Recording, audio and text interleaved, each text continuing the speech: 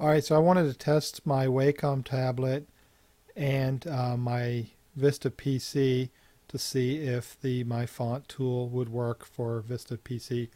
So it looks like it's working. I already did a test, so we're going to go ahead. Let's uh, create a few letters here. We can see that the letters work.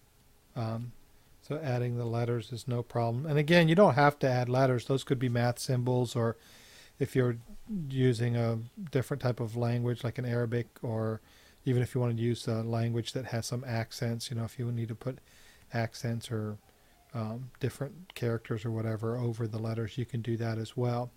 And then when you come in here, you can adjust the spacing and your the character spacing, line spacing, and then you can compile the fonts. It already did a test, so if we just run, let's go ahead and we'll just put some letters in here, and we'll hit compile font, and it's going to go through the process.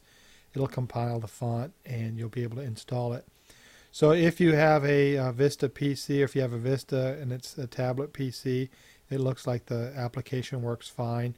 And if you have a Vista PC and you have a Wacom tablet like I have here, it looks like it works as well. So just wanted to do that. Somebody to ask about that. So it looks like it works, and hopefully you can create some fonts.